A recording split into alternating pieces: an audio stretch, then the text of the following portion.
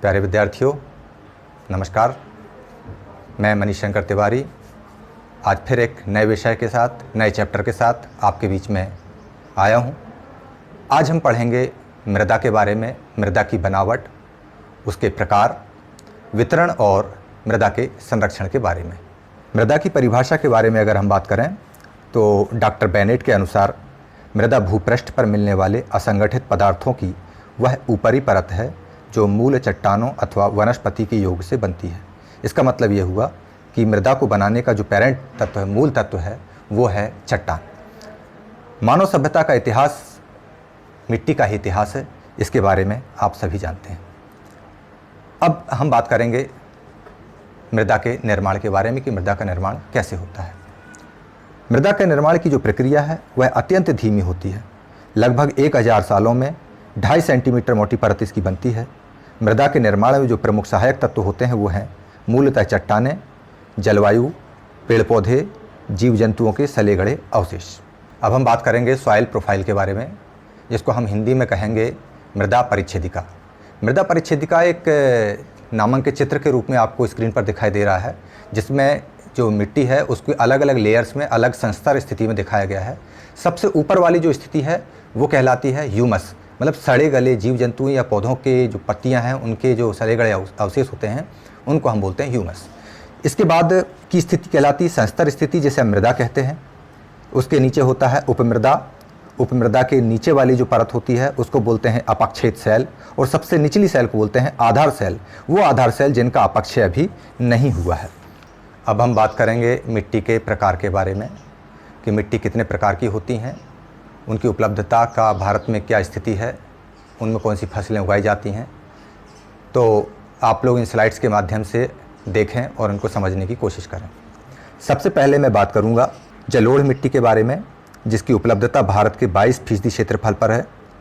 इसमें पाए जाने वाला प्रमुख तत्व है पोटाश। नाइट्रोजन और फास्फोरस की इसमें कमी होती है। गहराई की जहाँ तक बात है तो यह नदियों के द्वारा बहाकर लाई जाने वाली मिट्टी है, इसलिए धरातल की सतह पर पाई जाती है। दृष्टिकोण अगर हम उर्वरता का देखें तो यह अत्यंत उर्वर भूमि है। इसकी प्रमुख फसलें हैं धान, गेहूँ, मक्का, तिलहन, दलहन इत्यादि। पुरानी जलोढ़ मिट्टी को ही हम बांगर मिट्टी भी कहते हैं और खादर भी इसी को कहा जाता है। इसी स्लाइड में बात करेंगे काली मिट्टी के बारे में। काली मिट्टी जो भारत के लगभग 5 लाख वर्ग किलोमीटर क्षेत्रफल में पाई जाती है, यह ज्वालामुखी से निकलने वाले लावे से बनती है। इसमें पाए जाने वाले प्रमुख तत्वों में आयरन, चूना, एल्यूमिनियम, मैग्नीशियम होता है। यह ज़मीन के अंदर 400 फीट गहराई तक मिलती है। यह बहुत ही उपजाऊ मिट्टी मानी जाती है। इस मिट्टी की प्रमुख फसल हैं कपास, गेहूँ, ज्वार, बाजरा इत्यादि। इस मिट्टी का जो काला रंग होता है वह टेटिफेरस मैग्नेटाइट के कारण होता है। इस अगली स्लाइड में अब हम देखेंगे अगली मिट्टी के बारे में। तो हम बात कर रहे हैं लाल मिट्टी के बारे में, जिसे रेड सॉइल भी कहते हैं। इसकी उपलब्धता आंध्र प्रदेश और मध्य प्रदेश के पूर्वी भागों, छोटा नागपुर के पठारी क्षेत्रों, पश्चिम बंगाल के उत्तर पश्चिम जिलों, मेघालय की गारो, खासी, जैंतिया की पहाड़ी आदि में मिलता है। पाए जाने वाले तत्वों की बात करें तो इस मिट्टी की जो प्रकृति होती है वह अम्लीय होती है। इसमें नाइट्रोजन और फास्फोरस के साथ साथ ह्यूमस की कमी होती है। सिलिका और आयरन बहुत ज़्यादा होता है। अनेक प्रकार की चट्टानों से बनी होने के कारण इसकी गहराई में अंतर होता है। कहीं पर ये कम गहराई में मिलती है, कहीं ज़्यादा गहराई में मिलती है। उर्वरता की यदि हम बात करें तो यह उर्वरता विहीन बंजर भूमि में पाई जाती है। चूने का इस्तेमाल कर लाल मिट्टी की उर्वरता को बढ़ाया जा सकता है। इस मिट्टी की प्रमुख फसलें वही कपास, गेहूँ, मोटे अनाज हम बोल सकते हैं।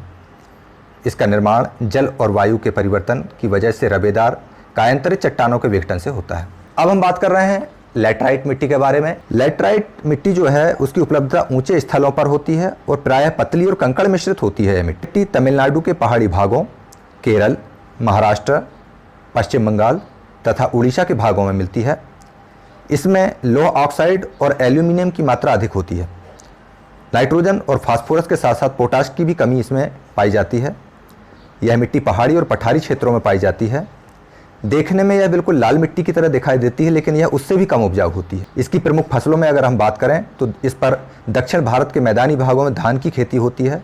चाय, कहवा, रबर तथा सिनकोना इसमें उपजाया जाता है। यह मिट्टी काजू के फसल के लिए भी सर्वोत्तम मानी जाती है। अभी तक हमने देखा कि मिट्टी का निर्माण कैसे होता है, मिट्टी कितने प्रकार की होती है। लेकिन आपको पता है कि हमारे देश में लगातार ये सुनने में आता है कि मिट्टी ख़राब है, फसल का उत्पादन अच्छा नहीं हो रहा है। तो इसके क्या कारण हो सकते हैं? ये जो मिट्टी का कटाव होता है इसको हम अपरदन कहते हैं। तो इसी पर आज हम चर्चा करेंगे। मिट्टी के कटाव को ही अपरदन कहते हैं। जब वनस्पतिहीन नरम भूमि की ऊपरी सतह पानी या हवा के कारण एक जगह से दूसरी जगह पर चली जाती है तो उसे हम मृदा अपरदन कहते हैं। मृदा अपरदन के प्रमुख कारण हैं मानव द्वारा वनों का विनाश, अत्यधिक पशुचारण, झूमिंग खेती, पवन अपरदन या अवैज्ञानिक तरीके से की गई खेती। अब जो मृदा का अपरदन हो रहा है इसको हम कैसे रोकें? मृदा के अपरदन को रोकने के लिए हमको क्या करना चाहिए और इससे क्या नुकसान होता है, इसके बारे में हम बात करेंगे। तो मिट्टी के कटाव को हम मृदा अपरदन कहते हैं, ये आप जानते हैं। तो मृदा के अपरदन के जो कारण हैं वो इस तरह से हैं कि वनस्पति के नष्ट हो जाने से लंबे समय तक सूखे की स्थिति बन जाती है, भूमिगत जल की कमी हो जाती है जिससे सिंचाई की समस्या होती है, कृषि योग्य भूमि की कमी हो जाती है। अब इसका हम संरक्षण करना है तो संरक्षण करने के लिए हमको पहाड़ी एवं पर्वतीय क्षेत्रों में सीढ़ी नुमा खेती, खेतों में बधिकाएँ बनाकर नाली अपरदन रोकना चाहिए। शुष्क प्रदेशों में पवन की गति को नुकसान ना पहुँचे इसके लिए रक्षक मेखला बनाया जाना चाहिए। रक्षक मेखला अर्थात पेड़ पौधों की बाढ़। ग्रामीण क्षेत्रों में चारागाह का विकास करना चाहिए। तो आज हमारा मृदा का जो चैप्टर है यहाँ पर समाप्त होता है, लेकिन मैं आप लोगों से विदा लूँ उसके पहले फिर आज की वही प्रश्नावली। इस वीडियो के अंत में जो छात्र उपयोगी प्रश्नावली दी गई है उस प्रश्नावली के 5 उत्तर आज के इस वीडियो से पूछे गए प्रश्नों के अंतर्गत हैं। अतः आप इनका जवाब अपनी अभ्यास पुस्तिका में ज़रूर लिखें और अपने शिक्षक से जांच करावें। जय भारत, जय हिंद।